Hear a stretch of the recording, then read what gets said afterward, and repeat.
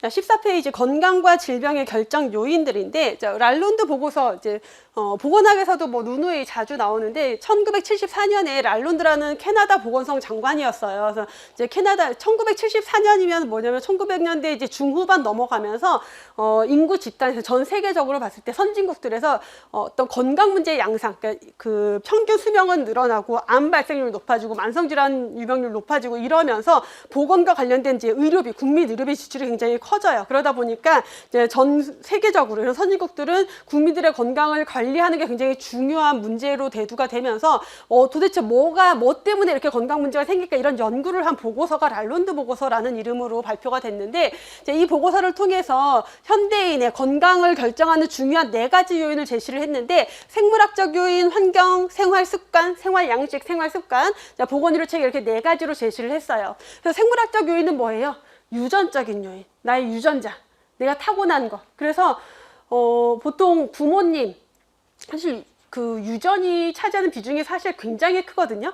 굉장히 큰데 그건 바꿀 수가 없어요. 어차피 내가 가진 유전자가 그건데 어떻게 해요? 그냥 바꿀 수가 없는 거기 때문에 우리가 그렇게 중요하게 얘를 막 관리를 할 수는 없지만 굉장히 중요한 요인인 거고, 환경, 특히 그 최근에 와서 여러분 특히 더 강조되고 있는 게 환경 관련, 기후변화와 관련된 건강 문제가 2020년대 들어와서 가장 큰 이슈, 핵심 테마 중에 하나예요. 그래서 여러분들이 중요하게 봐야 되는 게 환경인 거고, 생활 습관은 더 말할 나위 없이 너무 중요하죠. 내가 담배를 피느냐, 술을 얼마나 많이 먹느냐, 평소에 운동을 하는지, 뭐 식습관이 어떤지 이런 것들은 내 건강에 미치는 영향이 매우 클 거고, 그 국가의 보건의료 체계, 우리나라처럼 이렇게 전국민 건강보험 제도가 되어 있는 나라들, 뭐 건강관리를 하는 데 있어서 우리나라 같은 경우는 건강보험 제도다 보니까 예방보다는 질병에 걸리고 난 다음에 가서 치료받는 게 주고요. 영국 같은 나라는 주로 예방을 할 수 있는 보건의료 시스템을 가지고 있고, 미국 같은 나라는 이런 공적인 의료보장제도가 전 국민을 다 이렇게 다룰 수 있는 공적인 의료보장제도가 부족하고 민간에서 다루다 보니까 건강 문제를 관리하는 게 굉장히 어려움이 있고, 사회적으로 어려움이 있고, 이런 것들이 개인의 건강에 다 영향을 주는 요인들이다. 이 중에서도 제일 중요한 건 뭐겠어요? 가장 강조한 거는 생활 습관, 생활 양식, 생활 습관이에요. 그래서 보건학, 뭐 공중보건에서는 정말 시험 문제로 자주 나오는 게 랄론드 보고서에서 제시된 건강 결정 요인 중에서 가장 중요한 건 뭐냐? 생활 습관 또는 4가지 요소가 뭐냐, 요 4가지 묻는 거, 이런 문제가 쉬운 문제로 나올 때 출제가 됐고요.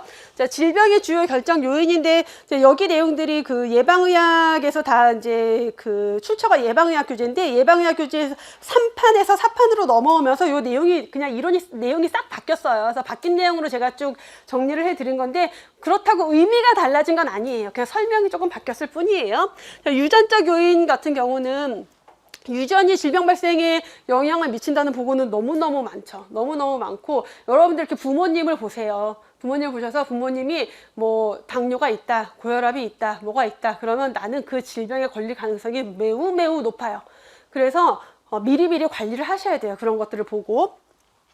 자, 유전자가 질병 발생에 독자적으로 작용한다기보다는 다른 요인과 상호작용을 통해서 미치는 경우가 더 많다. 이게 뭐냐면, 내가 엄마에게 물려받은 유전자가 있긴 하지만 엄마랑 나랑 식습관이, 우리 같이 먹잖아, 집에서. 그럼 식습관이 비슷할 수밖에 없고, 생활 습관이 비슷할 수밖에 없기 때문에, 또 주변 환경이 비슷할 수밖에 없기 때문에 이런 것들도 다 상호작용을 해서 영향을 미치게 돼요. 코로나19도 여러분 유행할 때 보면은 그렇게 영향을 주기도 하고, 그 다음에 그래서 결론은 이 그 유전적 요인을 감수성 요인의 하나로 본다라고 하는 건데, 감수성 요인이라고 하는 거, 감수성이 있다, 질병에 걸리기 쉽다, 감수성이 낮다, 질병에 잘 안 걸린다라는, 이게 유전적으로 좀 그렇다라는 거예요.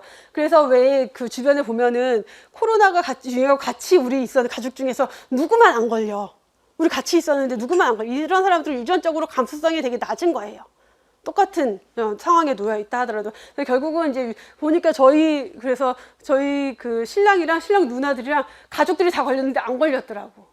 그러니까 자기는 유전자가 뭔가 좀 초강력이다 막 이렇게 얘기를 하는데, 결국 이런 식으로 어떤 동일한 상황에서도 유전자가 어떤지에 따라서 질병에 더 쉽게 걸리는 사람도 있고 잘 안 걸리는 사람도 있고 그렇죠. 그래서 감수성 요인의 하나로 여겨진다라는 거고, 성과 관련된 요인도 보시면은 어떤 질병 현상, 수명 이런 것들을 보면 성별로 차이가 있죠. 보통 평균 수명 같은 경우는 여자가 훨씬 더 길고요. 근데 그게 뭐냐면 남자들 같은 경우는 이게 이렇게 성적으로 달라지는 이유가, 남자가 더 질병에 걸려서 잘 죽으라기보다는 남자들 같은 경우 어릴 때 위험한 짓을 너무 많이 해.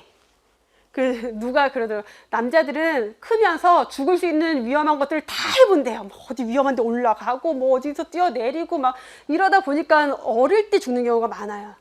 어릴 때 여자에 비해서 위험한 걸 더 많이 한다는 거죠. 여자에 비해서 사망률이 조금 더 높을 수밖에 없고, 그러다 보니까 평균 수명은 여자가 더 길 수밖에 없겠죠. 그리고 어떤 질병들은 여자가 주로 걸리는 질병이 있고, 어떤 질병은 또 남자가 주로 걸리는 질병이 있었는데, 이게 유전적으로 그럴 수도 있고, 그러니까 XX냐 XY냐에 따라서 그럴 수도 있고, 또는 남자들의 생활 양식, 여자들의 생활 양식이 조금씩 다르죠. 이런 것들의 영향일 수도 있다라는 거죠. 그다음에 뭐 생활습관, 건강 행태 요인은 뭐 말할 나위 없이 너무 중요한 건강 결정 요인이죠. 그래서 담배, 흡연이라던가 신체 활동, 운동, 일상생활, 음주, 식습관, 자기관리, 뭐 사회활동, 직업, 보건 지식, 이런 모든 것들이 다 질병 발생에 가장 중요한 결정 요인으로 보고 있고요. 개인의 사회경제적 수준, 개인의 사회경제적 수준이라고 하는 것은 그 사람의 직업이 뭐냐, 직업의 뭐 종류, 있든 없든 종류, 또는 작업 환경, 그 사람의 교육 수준, 재산, 가족 상태, 이런 것들을 다 사회경제적 수준이라고 해요. 그래서 교육 수준이 높은 사람들이 교육 수준이 낮은 사람들보다 건강 수준이 더 높고, 뭐 평균 수명이 더 높다거나, 직업군으로 봤을 때는 뭔가 사무직종이 건설직종보다 또 어떨 수 있고, 이런 것들이 있겠죠. 그래서 이런 사회경제적 수준에 따라서 영향을 받게 되는데, 영국에서 블랙 리포트라는 보고서가 발표가 됐는데, 사실 영국은 사회보장과 관련돼서는 굉장한 선진국이고 좀 사회보장 강국이어서 사회보장에 대한 보고서가 굉장히 많아요. 그 중에서 하나가 블랙 리포트인데, 여기서도 보면은 이제 이 주 내용이 뭐냐면, 결국 국민들의 사회경제적 수준에 따른 건강 수준을 비교를 했더니, 우리가 흔히 얘기하는 사회경제적 수준이 좀 낮은 사람들이 건강도 안 좋고 사망률도 더 높더라. 그럼 국가 차원에서 그거 관리해야 된다, 이런 내용인 거예요. 그래서 육체 노동자의 사망률과 질병 이완율이 더 전문직에 비해서 높다라고 보고를 하면서, 사회경제적 수준이 높은 계층의 사람들이 낮은 사람들보다 더 건강하고 더 오래 산다, 이런 것들에 대해서 차이가 있다는 것을 보고를 했고, 그래서 그 차이가 있다로 끝나는 게 아니라, 그래서 우리가 국가적으로 어떤 제도를 더 만들어야 된다, 이런 내용들이 담겨 있는 보고서예요. 그만큼 사회 경제적 수준도 이 건강 수준에 굉장히 미치는 영향이 크다라는 거고요. 자, 환경적 요인으로는 우리가 크게 생물학적 환경, 물리화학적 환경, 사회적 환경을 볼 수가 있어요. 생물학적 환경이라고 하면은 이제 우리 주변에 떠돌아다니는 그 많은 세균들, 바이러스들, 기생충들, 이런 것들이겠고, 물리화학적 환경이라고 하면은 더울 때 열사병 걸리는 거, 또는 뭐 너무 추워서 저체온증에 빠진다던가, 공기, 대기 오염, 수질 오염, 또는 뭐 방사능, 또는 소음, 이런 것들이 질병의 원인이 될 때는 이게 물리화학적 환경 요인이다라고 하는 거고, 사회적 환경이라고 하는 것은 그 국가의 보건의료 체계를 포함한 뭐 사회보장제도, 의료보험제도, 뭐 고용과 관련된 제도, 범죄율, 사회적인 뭐 지역사회 참여 정도, 이런 모든 사회와 관련된 모든 환경들을 묶어서 사회적 환경이라고 해요. 그 중에서도 보건의료 체계는 사회적 환경으로도 분류가 되긴 하지만, 그 보건의료 체계가 미치는 영향이 굉장히 크기 때문에 따로 띄어서 또 하나의 그 결정 요인으로 우리가 보게 되는 거죠. 자, 문화적 요인. 우리나라에서는 이제 주로 안 하는 게 정신질환, 정신과 상담, 이런 거 우리 되게 꺼리잖아요. 우리나라는 문화적으로 뭔가 정신과 상담을 받으면 내가 정신병자 취급받는 것 같고, 기록이 남으면 안 될 것 같고, 이런 문화가 있어서 심리 상담 이런 것들이 굉장히 취약해요. 근데 뭐 미국이나 이런 나라들 보면은 학교에 그런 심리 상담에 대한 것들이 굉장히 시스템이 잘 돼 있고, 무슨 사건 사고가 있을 때마다 그런 부분들을 굉장히 잘 케어를 하죠. 그래서 그런 것들이 결국은 그 국가의 국민들의 건강에 영향을 미치는 요인이다라는 거. 그래서 문화권에 따라 건강에 대한 뭐 인식, 견해 차이가 크겠죠. 그 국가의 정치, 사회, 제도적 요인, 그래서 그 국가의 결국은 정치 체계, 사회, 경제적 상태가 보건의료 체계에 영향을 줄 수밖에 없는데, 미국 같은 경우는 경제적 수준이 굉장히 높다 하더라도 정치적으로 봤을 때 굉장히 자유민주주의를 너무 이렇게 추종을 하면서 그런 사회보장 제도를 마치 공산주의, 사회주의 국가에서 하는 거 이런 식으로 막 이렇게 분위기를 만들어요. 그게 결국은 제약회사나 보험회사들이 다 이렇게 뒷돈 줘가지고 그렇게 분위기를 형성하는 그런 게 있긴 한데 결국은 그 국가의 정치 흐름이 어떤지 영국이나 뭐 유럽 같은 나라들은 또 복지에 정치적으로 봤을 때 복지에 굉장히 힘을 주는 그런 나라들이고 그런 게 결국은 인구 집단의 건강에 영향을 주는 요인이 될 수밖에 없겠죠. 자, 질병 발생 모형으로 넘어가서 보시면은 먼저 생의학적 모형이 나오는데 자, 생의학적 모형은 우리 앞에서 봤던 우리 신체 개념이라고 했을 때 뭐 신체적 개념으로 접근한다라는 건 이원론적인 개념이다라고 했죠. 그게 이 생의학적 모형과 맞물려요. 근데 생의학적 모형의 내용을 보다 보면은 19세기 후반 내용들이 또 같이 나오기도 해요. 근데 아까 거기서 19세기 이전이라고 그랬거든. 그냥 무시하고 보세요. 그 쭉 연결이 되어 있다라고 생각하시면 되고 데카르트의 정신 신체 이원론과 생물학에서의 세포 이론, 세균설 이런 것들이 사실은 세포 이론, 세균설 이런 게 파스테르, 코흐라는 학자들에 의해서 1850년 이후 그러니까 19세기 후반이죠. 1870년대, 80년대, 1870년대, 80년대 그때 요 이론들이 발전하게 돼요. 자, 그러면서 생물은 이제 건강에 대해서 어떻게 보냐? 사회, 문화, 인간의 일상생활에 대한 설명을 완전히 배제해요. 그런 사회적인 요인, 문화적인 요인, 개인의 생활 습관, 환경 이런 거 다 필요 없어. 다 관계없어. 오로지 질병은 생물학적 구조 과정에서 문제가 생긴 게 질병이야. 이렇게 보는 관점이 생의학적 모형이라는 거예요. 그래서 질병은 어떤 상태? 내가 정상적인 신체 기능에서 벗어나 있는 상태를 질병이다. 그럼 건강은 이상이 없으면 그냥 건강한 거예요. 질병이 없으면 건강한 거예요. 이렇게 보는 것을 생의학적 모형이라고 해요. 생의학적 모형에서 주요 내용들을 보면은 그래서 생명에 대해서 기계론적인 관점을 가지고 있었는데 인간을 그러면 아까 정신과 신체를 분리한다라고 했잖아요. 정신은 신의 영역이에요. 그러면 정신은 완전히 분리하고 신체적으로만 봤을 때 인간은 하나의 기계와 같은 존재라는 거예요. 그래서 인간을 기계처럼 보면서 영혼이 배제된 기계와 같은 존재로 인지를 하면서 질병은 뭐예요? 그 기계에 어디 부품이 고장난 것. 세포가 이상 상태로 변화된 것은 기계가 고장난 거랑 같다라는 관점으로 보고 치료는 그 고장난 걸 고치면 되는 거예요. 이렇게 봤던 게 생의학적 모형이고요. 생물학적 일탈이라고 하는 거 질병은 생물학적으로 정상의 상태 내 신체 기능이 그러니까 자동차가 정상적으로 운행이 돼야 되는데 여기에서 기능이 벗어났어요. 정상적인 상태에서 벗어난 것을 생물학적 일탈이라고 한 거예요. 그래서 건강은 신체가 정상적으로 기능하면 그러니까 차가 그냥 굴러가면 건강한 거 안 굴러가거나 멈추거나 소리가 나거나 뭐가 새면은 질병 이렇게 보고 있다라는 개념인 거죠. 그래서 건강은 신체가 정상적으로 기능을 하는 상태에 기능 이상이 없고 질병이 없는 상태로 간주한다. 그래서 건강과 질병을 명확하게 이분법적으로 나누고 있는 게 이 생의학적 모형이죠. 그래서 이 생의학적 모형에서는 질병은 이런 상태라고 정의를 하고 있지만 건강에 대해서는 따로 정의를 하지 않아요. 그럼 건강은 뭐야? 질병에 걸리지 않으면 그냥 그게 건강인 거예요. 그냥 남아있는 상태가 건강이다라고 보는 거죠. 특정 병인론, 아까 세균설, 세포학, 세포와 관련된 것들, 세균에 대한 것들이 발전하기 시작했다라고 했잖아요. 그러면 이제 파스테르나 코흐라는 학자들이 다양한 질병의 원인균들, 뭐 탄저균, 콜레라균, 결핵균 이런 균들을 발견해내요. 옛날엔 몰랐던 거예요. 어떤 사람이 콜레라에 막 이제 설사를 하고 구토를 하는데 왜 그런지 몰라. 원인을 몰랐었어요. 그러다가 이제 뭐 중간에 역사적으로 보면 뭔지 모르지만 물이 원인인 것 같아 이런 흐름이 있다가 코흐라는 학자가 콜레라의 원인이 되는 비브리오 콜레라 균을 딱 발견을 해내요. 그래서 이게 원인인 걸 밝혀낸 거예요. 그러면 질병의 원인은 뭐예요? 특정 병원체 비브리오 콜레라 균 걔가 원인인 거예요.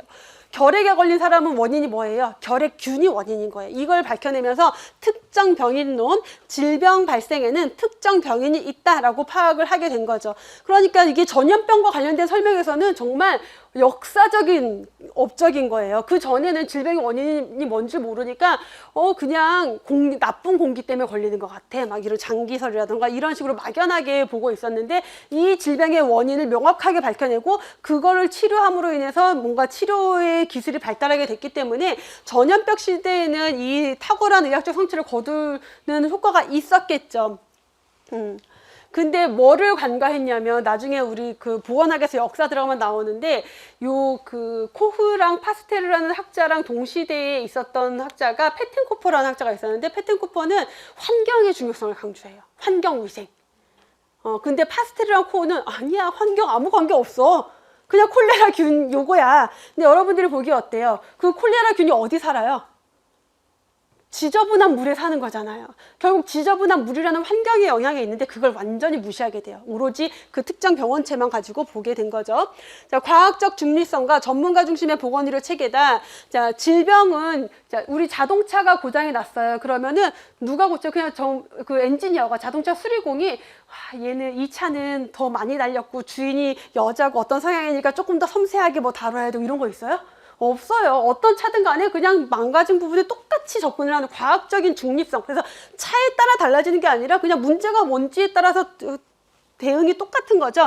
그런 식으로 신체에도 접근을 했다라는 거예요. 그래서 의학은 질병을 객관적으로 관찰하는 원인, 기전 이런 것들만 파악해서 과학적인 중립적 자세를 가지고 있었다. 그래서 건강 문제, 질병은 오로지 의료인에 의해서만 치료가 이루어지는 보건의료 체계가 이제 이루어진 게 요 생의학적 모형의 특징이다라고 보시면 되고, 자, 과도한 개입주의라고 하는 것은 우리가 어떤 질병에 걸려서도 사실은 스스로 내가 건강관리를 통해서 생활습관이라든가 이런 면역관리를 통해서 스스로 회복을 할 수도 있고요. 질병에 걸리지 않게 예방을 할 수도 있을 거예요. 근데 오로지 의학적인 중재 개입을 통해서, 그러니까 수술, 뭐 이런 식으로만 접근을 했다라는 거예요. 그래서 병균을 죽이기 위한 병균을 죽이는 것, 수술을 하는 것, 이것만 치료법이다라고 봤던 시대라는 거고요.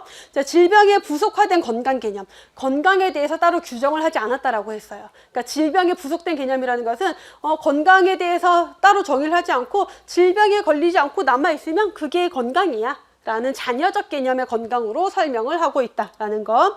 한계점을 보시면은 질병 발생과 관련돼서 우리가 지금 중요하게 보고 있는 사회적인 요인, 환경, 개인의 행태 요인 이런 것들을 다 이제 무시를 했다라는 거죠.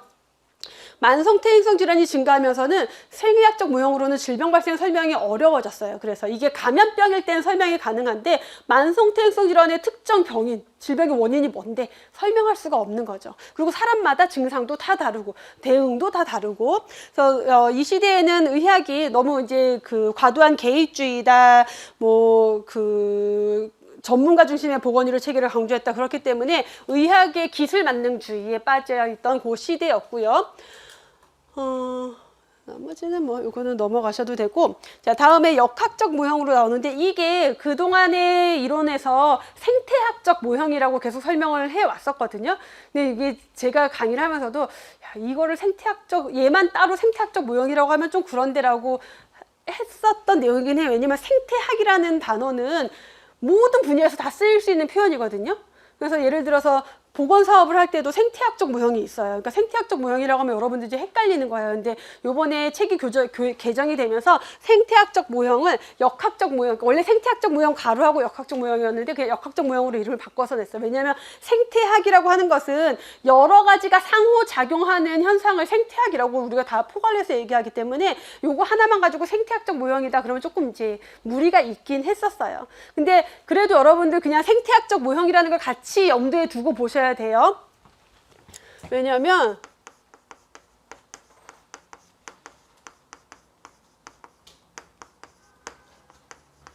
기출문제 보시면은요, 다 그냥 생태학적 모형으로 문제가 출제가 되어 있어요. 그래서 여러분들이 공부를 하다 보면은 역학적 모형이라는 이름보다는 생태학적 모형이라는 이름을 훨씬 더 많이 접하게 될 거예요.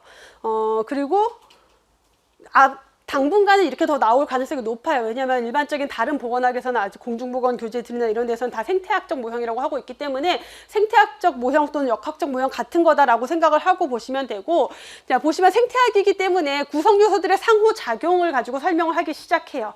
그러면 뭐 어떤 구성 요소냐? 병인, 숙주, 환경 세 가지 요인이 서로 상호작용을 해서 질병이 발생하는 것을 설명하고 있는 모형이다라는 거예요. 다요인설로 설명한다라고 해요. 다요인설이라고 하는 것은 질병의 원인이 여러 가지야라고 설명하는 게 다요인설이에요. 그럼 굉장히 많은 학생들이 역학적 모형은 병인이 명확한 질병을 설명하기 유리하기 때문에 이건 단일 요인설 아닌가요? 라고 되게 많이 물어보시는데, 단일 요인설이라고 하는 거는 질병의 원인은 오로지 병원체 하나야 라고 하는 거예요. 그럼 앞에서 봤던 생의학적 모형은 단일 요인설이에요. 근데 역학적 모형은 병인도 중요하지만 뭐도 중요해요? 숙주도 중요하고 환경도 중요해요. 그래서 병인뿐만 아니라 숙주와 환경을 같이 설명하고 있기 때문에 여기부터는 다요인설에 해당이 되는 거고요. 자, 병인은 생물학적 병인, 화학적, 물리적, 정신적 병인들이 있겠고, 숙주 요인은 숙주가 가지고 있는 유전적인 특징, 나의 사회적인 계층, 또는 나의 생활 습관, 생물학적인 특성, 연령, 성별 이런 모든 것들이 숙주가 가지고 있는 특징이고, 환경으로는 또 생물학적 환경, 사회적, 물리화학적 환경 같은 것들이 포함이 될 수가 있겠죠. 자, 이 역학적 모형, 생태학적 모형에서 이 세 가지 중에서 병인이 우세하다. 그러면 돌아다니는 병원균이 많다라는 거예요. 예를 들어서. 그러면 질병에 걸리기 질병이 유행하기 쉬운 환경이 되겠고요. 또는 환경이 병인에 유리하게 작용한다. 자, 겨울철이 되면은 뭔가 독감 바이러스가 돌아다니기 좋은 환경이 되는 거고, 여름철이 되면은 식중독균이 살기 좋은 환경이 되는 거죠. 이렇게 환경이 병인에게 유리하게 되면은 평형이 깨져서 질병이 발생한다. 반대로 환경이 숙주에게 유리해요. 아주 쾌적하고 너무 문제가 없어. 또는 숙주 자체가 굉장히 건강관리 잘해. 손 씻기도 잘하고 마스크도 쓰고 내가 식습관도 잘 조절하고, 그러면 질병이 잘 안 걸리겠죠. 그래서 이런 식으로 서로의 상호작용에 의해서 질병 발생을 설명하고 있고, 숙주 병인 환경의 균형이 깨질 때 건강이 균형을 이루고 있으면 건강이 유지가 되는 거고, 균형이 깨지면 질병이 발생한다 라고 설명하는 게 역학적 모형 또는 생태학적 모형이라고 해요. 자, 역학적 모형은 환경이 갖는 복잡성을 반영하지 못하는 한계점이 있다라고 설명을 하고 있는데, 자, 질병과 관련된 환경 요인이 사실 너무너무 많기 때문에 질병의 원인을 여기 안에서 환경에서 질병의 원인이 되는 것들을 간추리는 것 자체가 굉장히 어렵고, 환경이 동시에 작용을 해요. 그래서 어떤 환경 요인은 병인에 유리하게 가기도 하지만은 숙주에게 또 유리하게 갈 수도 있고, 이런 것들이 동시적으로 작용을 하기 때문에 환경 요인이 어떻게 영향을 줬는지 이런 것들을 규명하는 것 자체가 사실 좀 어려움이 있다라는 거죠. 환경이 질병 발생에 직접적으로 작용한다기보다는 간접적인 영향을 미치는, 간접적으로 작용하는 경향이 있고, 환경은 너무 복잡하기 때문에 작동 기전을 결국은 정확하게 규명하는 것 자체가 어렵다라는 한계점을 제시를 하고 있죠. 다음에 세 번째, 원래 요 사이에 사회 생태학적 모형이 하나 더 있었거든요. 보건학에서는 제가 다뤄요. 근데 역학에서는 그냥 뺐어요. 이게 예방의학 교재에서 사회 생태학적 모형을 아예 빼버렸어요. 그러니까 결국은 생태학적 모형이라고 들어가 있는 이름을 다 빼버린 거예요. 왜냐면 생태학이나 사회 생태학이나 결국은 사회에서 어떤 여러 요소들이 상호작용을 하는 것, 설명하는 것을 생태학적 모형이라고 하고, 그래서 보건사업을 기획할 때도 여러 가지 요인을 가지고 설명을 할 때 생태학적 모형, 사회 생태학적 모형 이런 게 다 나오기 때문에 아마 이제 표현상 이게 좀 그랬나 봐서 뺐더라고요. 그래서 여기선 뺐는데, 그동안 시험 문제, 기출 문제로는 사회 생태학적 모형이라는 게 있어요. 그건 어차피 제가 보건학에서는 계속 해드릴 거예요. 왜냐면 공중보건 문제는 출제가 가능하고 보건학에서도 출제가 가능하기 때문에 그거는 공중보건에서만 제가 다뤄드릴 거고, 다음에 세 번째 모형이 전인적 모형이 나오는데, 원래 요거 이름이 전인적 모형 또는 총체적 모형이라고 했었는데, 요것도 이름을 바꿨어요. 건강정책 분석을 위한 역학적 모형이라고. 그래서 교재에서 이렇게 이름이 바뀌었기 때문에 아마 앞으로는 요 이름으로 출제가 가능할 걸로 보여져요. 하지만 이게 전인적 모형, 총체적 모형이랑 같은 거다라고 인지하고 공부하시면 돼요. 그래서 이제 우리가 흔히 전인적 모형이라고 하는데, 인간에 대한 관점이 조금 더 이제 성숙해졌다, 조금 더 고차원적으로 넘어왔다라고 보시면 돼요. 그래서 인간은 나를 둘러싼 가정, 지역, 사회 안에서 하나의 내가 구성원이겠죠. 그러면서 나의 정신, 육체, 그리고 나를 둘러싼 외부 환경과 다양하게 상호작용을 하고 있는 존재라는 거예요. 그렇기 때문에 인간의 건강에 대한 개념도 어느 한 가지 측면으로만 설명이 불가능하다. 인간의 건강의 균형적인 발전을 위한 모든 요인들의 관계에서 건강을 설명을 해야 된다. 결국 사람들의 건강에 영향을 미치는 모든 것들을 다 가지고 설명을 해야 된다라고 하는 거죠. 그래서 건강은 사회랑 나의 내부 상태가 역동적인 균형 상태, 역동적이다라고 하는 것은 동적이다, 움직인다라는 거예요. 결국 뭐냐면 건강과 질병의 연속선 개념으로 적용을 하고 있는 모형이라는 거예요. 그래서 이 건강정책 분석을 위한 역학적 모형인 전인적 모형은 연속선 개념을 베이스에 두고 있다. 건강과 질병의 연속선 모형을 가지고 있다라는 거고, 자, 질병은 개인의 적응력이 감퇴하거나 조화가 깨질 때, 그래서 건강한 상태에서 나의 어떤 조화나 기능이 깨지면 질병으로 갈 수도 있고 다시 건강으로 오고 더 건강해질 수도 있다라는 것을 담고 있는 모형이라는 거예요. 구성 요인을 보시면은 환경, 생활 습관, 그리고 생물학적 특성, 보건의료 체계. 어디서 봤어요? 랄론드 보고서에서 제시된 4가지 건강 결정 요인이 그대로 들어가 있죠. 그래서 환경이라고 하면은 사람들의 건강, 질병에 직접적으로 영향을 미치기도 하고 간접적으로 영향을 미치기도 하는 물리적인 환경이라던가 사회적인 환경, 문화적인 환경, 뭐 심리적 환경까지 포함을 시키고, 자, 생활 습관은 우리 개인의 생활 습관에 따라 질병, 건강 상태가 당연히 달라질 수밖에 없겠죠. 그래서 여가 활동, 소비 패턴, 식습관 같은 것들을 의미하고, 생물학적 특성은 그냥 유전적 요인이다라고 생각을 하시면 되겠죠. 그래서 개인의 유전적 요인, 생물학적 특성에 따라서 질병에 대한 감수성이 달라요. 다음에 보건의료 체계, 그 국가의 보건의료 체계도 그 지역 주민들 또는 국가의 국민들의 건강에 큰 영향을 미친다. 그래서 보건의료 체계가 포괄적인 개념으로 바뀌어야 된다라고 강조를 하죠. 예방적 요소, 치료적 요소, 재활적 요소 이런 것들을 다 포함하는 보건의료 체계를 포괄적인 개념의 보건의료 체계라고 하는 거예요. 기존의 보건의료 체계는 치료 중심이었다라면은 이제는 치료 중심이 아니라 예방도 들어가고 치료도 들어가고 재활도 들어가고 이렇게 모든 것들이 다 들어가야 된다라는 것. 그래서 전인적 모형이고요. 그래서 요게 이제 현대에 와서 가장 강조되고 주로 사용이 되는 모형이다라고 보시면 돼요. 이 전인적 모형이. 하나 더 나오는 웰리스 모형이 있는데, 웰리스 모형 같은 경우는 조금 넘어가서 약간 이론이 넘어가서 현실적으로 적용이 조금 어려운 애매한 너무 추상적인 그런 개념이어서 시험 문제로도 웰리스 모형이 나온 적은 없어요. 전인적 모형은 시험 문제 정말 자주 나왔었고, 웰리스 모형 같은 경우는 시험 문제로 실제 얘가 출제된 적은 없지만 보기, 선택지 지문 중에 하나로는 나온 적이 있는데, 이것도 어쨌든 예방의학에서 계속 다루고 있는 내용이기 때문에 여러분들이 방심하지 말고 봐두긴 하셔야 되는 모형이에요. 그래서 웰리스라고 하는 것은 던이라는 학자에 의해서 소개가 됐는데, 이 던이라는 학자가 처음으로 건강의 연속선 개념을 주장한 사람이에요. 건강 질병의 연속선 개념을 강조한 사람.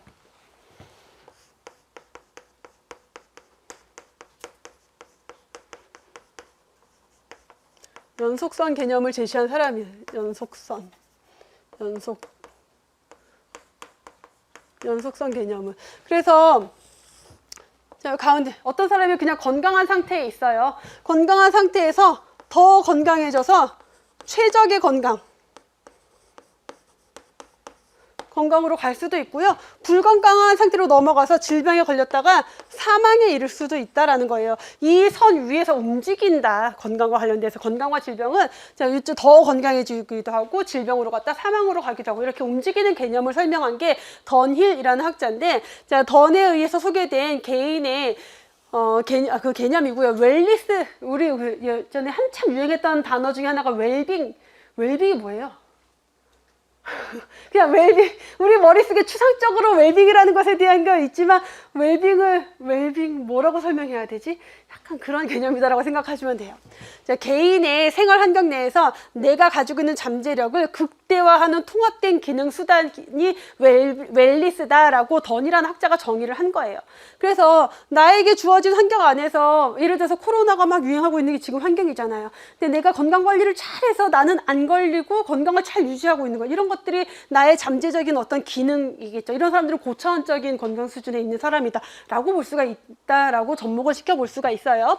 상위 수준의 웰리스에 도달한 사람은, 그래서 이제 여기 있는 사람들인데, 고차원적인 기능을 해서 아무리 위험한 요소들이 나를 공격을 하더라도 나는 내 건강을 지키고 더 건강해질 수 있는 그러한 상태다라는 거죠. 자, 개인적인 기능에 있어서 신체적, 정신적, 영적인 영역에서 전인적 통합을 이룬 개념이다. 모든 것이 다 건강하다라는 거야. 신체만 건강한 게 아니라 정신적으로도 영적으로도 모든 면에서 잘 통합이 되어서 건강한 그러한 상태다라고 설명을 하고 있는 거죠. 자, 던이 처음엔 이렇게 건강과 질병이라는 연속선을 제시를 했다가 나중에 환경축을 하나 추가를 해요. 요렇게. 위쪽은 건강에 유리한 환경, 아래쪽은 건강에 불리한 환경, 이렇게 해서 사분면, 웰리스 사분면을 제시를 하게 돼요. 자, 이 웰리스 사분면에서는 그래서 건강지향적인 환경에서 고차원적인 웰리스, 요게 일사분면이에요. 환경도 건강에 유리하고 나도 건강한 상태여서 고차원적인 기능을 할 수 있는 상태다라는 거고, 불건강한 환경에서 우연한 고차원적 웰리스는 여기에요. 이사분면이 여긴 거예요. 그러면 환경은 나에게 유리하지 않지만 나는 건강을 유지하고 있는 상태다라고 하는 거죠. 자, 여기가 불건강한 환경에서 불건강한 상태, 뭐예요? 환경도 안 좋고 지금 코로나도 막 유행하고 있는데 내가 코로나 걸렸어. 요 상태가 되는 거고, 자, 여기로 가면은 환경은 건강한데 나는 질병에 걸렸어요. 사사분면. 그래서 건강을 보호해야 하는 분면이다. 라고 네 가지의 이제 이 웰리스 사분면을 제시를 하면서 이렇게 제시를 했죠. 자, 웰리스 모형은 건강에 대해서 이렇게 정의를 하고 있어요. 충만하고 유익하며 창조적인 생활을 영위하기 위한 개인의 이상적인 상태. 내가 이런 생활을 하기에 적절한 아주 이상적인 상태에 있는 것을 건강이다라고 정의를 하면서, 건강은 예비적인 준비 상태인 불건강을 극복하기 위한 힘과 능력이다. 예비적인 준비 상태라고 하는 것은 언제 어떤 건강 위해 요인들이 나에게 올지 몰라요. 위협이 존재하겠죠. 그것을 내가 극복할 수 있는 힘과 능력을 가지고 있는 게 건강이다라는 거예요. 정신과 신체 연계가 중요하게 간주되는데, 아까도 얘기했지만 신체적인 거, 정신적인 거, 영적인 거, 이런 것들을 다 통합하는 개념이다라고 했어요.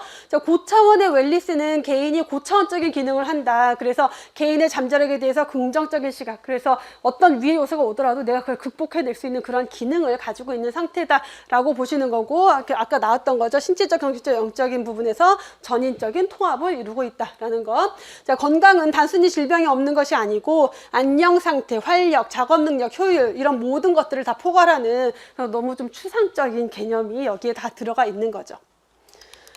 웰리스 모형에 대한 설명이 좀 더 있는데, 7번에 보시면은 우선 웰리스 모형에서는 질병이 신체의 정화작용 자체만으로 치료가 되는 것으로 본다. 이건 뭐냐면 왜 그 대체요법 이런 것들 있잖아요. 식단 관리, 그러니까 암 치료를 하는데 항암 치료를 하는 게 아니라 간헐적 단식을 하는 거예요. 그것만으로 사실 치료가 되거든요. 그러니까 실제로 간헐적 단식이 여러분 암의 치료법으로 사용이 돼요. 어떻게 진짜 굶겨 죽이는 거예요, 암세포를. 우리는 안 죽어요. 그게 뭐냐면 실제로 그 간헐적 단식이 한동안 많이 유행했죠. 그게 뭐 다이어트에 당연히 좋죠. 다이어트에 당연히 좋은데, 그 암세포는 우리가 뭘 먹고 자라냐면은 달달한 거, 여러분들이 먹는 탄수화물, 그러니까 탄수화물이랑 단맛이 나는 모든 것들, 과일, 뭐 음료수, 이런 단맛 나는 모든 것들, 걔네를 먹고 살아요. 그 암세포는. 근데 우리가 단식을 하잖아요. 그럼 그게 안 들어가잖아, 더 이상. 그럼 우리는 내 몸에 있는 지방을 태워서 에너지로 쓸 수가 있어요. 근데 암세포는 그럴 수가 없어요. 그러면 이제 그렇게 해서 암세포를 죽이는, 그래서 치료법이나 예방법으로 실제 사용이 돼요. 그러니까 그런 개념이다라고 보시면 돼요. 그래서 어떤 많은 질병들이 신체의 정화작용 자체만으로도 치료가 되는 것으로 본다. 그렇기 때문에 전통적인 의료 외에 건강에 대한 신념, 가치에 근거한 대체요법, 이런 것들이 뭐 요즘 흔히 유행하는 기능의학, 이런 것들을 이제 같이 여기다가 넣어서 볼 수 있다라는 거예요. 그래서 간헐적 단식은 사실 건강에 여러분 되게 좋은 그 식습관이에요. 근데 우리가 잘 못하지, 못 굶지. 어떻게 굶어? 근데 그 살면서 내가 공복을 느껴본 시간이 얼마나 있었는지 한번 생각해 보세요. 그럼 그만큼 나는 왜냐면 암세포라는 게 모든 사람들이 나의 세포에 돌연변이 세포가 있거든요. 이건 누구나 있는 거예요. 근데 그 돌연변이 세포가 생겼다 없어졌다 계속 이래요. 근데 얘네들이 뭘 먹어요? 달달한 거, 탄수화물, 이런 걸 먹어요. 그래서 점점 자라다가 요 경계치가 있는데 요 경계선을 딱 넘어가잖아요. 그 다음엔 안 줄어들어요. 그 다음부터는 얘가 암세포로 진행이 되는 거예요. 그래서 얘가 넘어보지 못하도록 할 수 있는 방법 중에 하나가 간헐적 단식이 되는 거예요, 실제로. 자, 비판도 있어요. 너무 주관적이고 지각 상태 이런 거기 때문에 측정 자체가 뭐 고차원적인 기능, 잠재력 너무 어렵잖아요. 측정 자체가 어렵고 웰리스에 대한 판단 정도도 사실 나 연령대가 젊은 사람이냐 노인이냐에 따라서 그걸 판단하는 기준도 또 달라질 거고 문화적으로도 달라질 거고 삶의 질 이런 것들까지 다 확장이 돼서 너무 좀 광범위하게 이제 설명을 하고 있다라는 거. 하지만 그럼에도 불구하고 이후에 건강 증진이나 질병 예방 차원에서는 뭐 의료 연구 발전에 기여할 것으로 보이는 모형이다라고 정의를 하고 있죠. 자, 질병의 자연사 단계 보실게요. 질병 발생의 자연사 및 예방인데, 자, 질병 발생은 병인, 숙주, 환경의 균형이 파괴됐을 때, 우리 앞에서 봤던 역학적 모형의 구성 요소였죠. 병인, 숙주, 환경. 그래서 요게 사실은 이 역학적 모형 같은 경우는 감염병, 전염병이 주로 유행하던 시기에 특정 병인론에서 역학적 모형으로 조금 발전이 됐다라고 보시면 돼요. 오로지 병인만 중요한 게 아니라 환경도 중요하고 어떤 숙주의 특성도 중요해라는 거여서 결국은 그 셋의 상호작용을 통해서 질병 발생을 설명하는 모형을 질병의 자연사 5단계라고 해서 레벨과 클락이라는 학자가 이렇게 5단계를 제시를 했어요. 그래서 레벨과 클락에 의해서 이 모형이 제시가 될 그 당시에는 감염병을 기준으로 해서 설명을 만들어낸 모형이에요. 그래서 그렇게 생각을 좀 하고 보시면은, 자, 비병원성기, 초기 병원성기, 불현성 질병기, 현성 질병기, 회복 이렇게 5단계로 진행이 돼요. 비병원성기랑 초기 병원성기는 질병에 걸리기 전, 그 다음에 불현성 질병기부터는 질병에 걸린 다음이다 라고 보시면 되겠고, 첫 번째 단계인 비병원성기는 병인, 숙주, 환경이 상호작용을 잘 하고 있대요. 그러면 잘 상호작용을 하고 있으니까 건강에 문제가 없는 상태인 거예요. 그러다가 초기 병원성기로 넘어가면은 병인의 자극이 형성이 됐대요. 이건 뭐냐면 코로나 바이러스가 막 돌아다니고 있어요. 코로나 바이러스가 코로나 유행 전혀 없을 때, 바이러스 없을 때는 그냥 병인, 숙주 환경이 잘 균형을 이루고 있던 상태였는데, 어느 날 코로나 바이러스가 우리나라로 들어온 다음에 막 돌아다니고 있는 거죠, 지금. 근데 내가 아직 안 걸렸어요. 하지만 언제 걸릴지 몰라요. 되게 위험한 상태예요. 요게 이 초기 병원성기에 해당이 되는 거예요. 그러면 비병원성기에는 아무 문제가 없으니까 이때는 주로 이제 예방 활동으로 그냥 지금 건강한 상태니까 더 건강할 수 있도록 식습관 관리하고 환경위생하고 뭐 이런 것들 금연하고 이런 것들을 할 수가 있겠고, 초기 병원성기에는 코로나 바이러스가 유행하고 있으니까 우리 뭐 했어요? 다 예방접종했잖아요. 그렇죠? 그래서 그런 특이적 예방, 질병 자체를 막기 위한 예방 활동이 들어가야 돼요. 그 자극하고 있는 그 병인을 막기 위한 예방 활동. 자, 불현성 질병기는 걸렸어요. 병인이 내 몸에 들어와서 자극을 하고 있고 내 몸에서 어떤 반응이 일어나고 있는데 아직 증상은 없는 단계예요. 불현성 질병기. 그래서 증상이 없으니까 빨리 뭘 해야 돼요?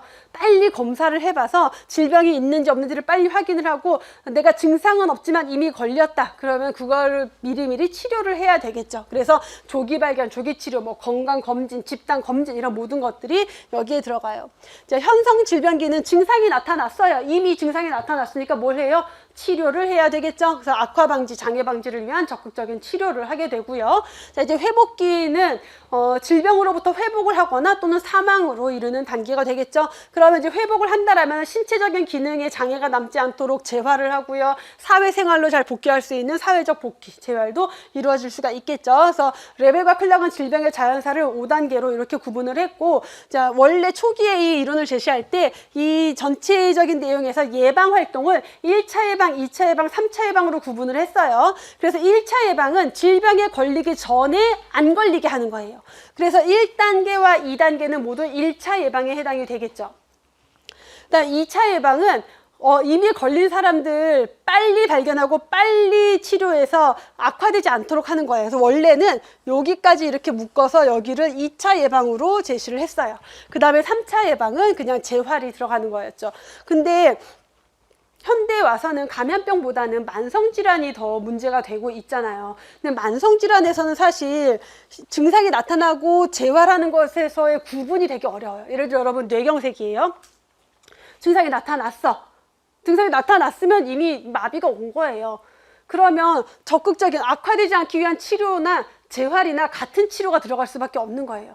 그러니까 만성질환에 있어서는 여기 두 개를 구분을 해서 어디까지가 2차고 어디까지가 3차라고 구분하기가 너무 어려워진 거예요. 그래서 예방의학 교재뿐만 아니라 거의 대부분의 공중보건 교재에서도 얘네를 이렇게 묶어서 여기까지 2차, 여기를 3차. 그래서 증상이 나타나서부터 회복할 때까지는 그냥 다 3차로 보고 있어요. 보고 있는데 원래 레벨과 클락이라는 학자가 제시할 때는 감염병을 기준으로 했기 때문에 이렇게 구분을 했었다라는 거예요. 그럼 우리는 어떻게 봐야 되지? 시험 문제 나오는 대로 봐야 돼요. 그래서 사실 얘를 3차로 분류해서 시험 문제가 나와야 되는 게 맞아요. 근데 출제위원 입장에서는 원래 레벨과 클락이 제시했던 이론은 이거야. 이렇게도 낼 수가 있는 거예요. 지금의 이론은 이거야. 그렇게 낼 수도 있는 거예요. 그럼 우리는 문제를 어떻게 풀어야 될까요? 그냥 출제자가 원하는 답을 찾아 드리면 돼요. 어떤 식으로 그냥 그래서 예를 들어서 이게 실제 연구사에 출제가 됐던 문제인데 다음 중 이렇게 박스 이렇게 해놓고 2차 예방에 해당하는 것을 고르시오 해놓고 기억, 건강 검진, 건강 증진 활동, 니은 요거 악화 방지, 그다음에 디귿 뭐였더라 예방 접종, 리을 정확하게 요거 장애 방지를 위한 치료. 이렇게 실제 문제가 나왔어서 경북인가 어디 보건연구사 문제가 19년도인가 20년인가 그렇게 나왔어요. 그리고 2차 예방을 고르래요. 그럼 뭐예요? 얘네는 너무 1차잖아요. 얘는 덜 나이 없이 1차니까 이 출제자는 요거 가지고 2차로 냈구나. 그럼 이걸 두 개로 골라야 되는 거예요. 근데 만약에 시험 문제에 다음 중 2차 예방을 고르시오 또 했어요. 1. 조기 치료, 2. 악화 방지, 3. 재활, 4. 예방 접종. 만약에 이렇게 나왔다. 그러면 무조건 조기 발견, 조기 치료, 집단 검진, 건강 검진, 선별 검사, 검사하고 조기 치료하는 건 무조건 2차예요. 그러면 그럴 때는 이 출제자는 이거 3차로 냈구나. 그래서 선택지를 보고 출제자의 의도를 파악해서 여러분들이 문제를 풀면 돼요. 이런 것들은 저랑 문제풀이 하면서 다시 한번 더 내용을 잘 정리를 할 거고요. 그래서 질병의 자연사 단계를 다시 한번 정리를 해보면은, 자, 1단계 비병원성기는 병인 숙주 환경이 상호작용을 잘 하고 있는 상태다. 숙주의 저항력이나 환경이 숙주에게 유리하게 작용을 해서 특별히 문제가 되지 않는 건강이 잘 유지되고 있는 기간을 비병원성기라고 했고요. 초기 병원성기는 병인의 자극이 시작은 됐지만 질병에 걸렸다 안 걸렸다? 안 걸린 상태다. 그러니까 그 질병에 걸리지 않기 위한 더 큰 저항력이 필요한 시기가 2단계 초기 병원성기겠죠. 3단계 불현성 질병기는 병인이 숙주에 들어와서 숙주를 자극하고 있어요. 숙주에게 반응이 일어나고 있는데 증상이 없는 단계다라고 했어요. 전염병은 잠복기, 만성질환은 자각 증상이 없는 초기 단계를 이 불현성 질병기라고 할 수가 있겠고, 현성 질병기는 증상이 나타났어요. 그러니까 적극적으로 치료를 해야 되겠죠. 자, 회복기에는 재활 단계다. 회복기에 있는 환자 후유증, 불구를 최소화하기 위한 활동이 들어가야 된다. 그래서 이런 거지. 앞에 그 현성 질병기에서 장애 방지를 위한 치료나 회복기에서 후유증을 최소화하기 위한 거나 뭐가 큰 차이가 있겠어요. 그쵸? 이게 애매한 거여서 그 4단계랑 5단계를 2차와 3차로 구분하기에는 굉장히 모호함이 있어요. 만성질환에 있어서는. 그렇기 때문에 이제 현대에 와서는 그렇게 분류를 하고 있지만 원래 이론은 그런 거다. 그러니까 여러분들은 문제에 따라서 융통성을 가지고 풀어야 한다라는 거 강조드리고, 우리 잠깐 쉬었다가 예방대책 바로 이어서 보도록 할게요.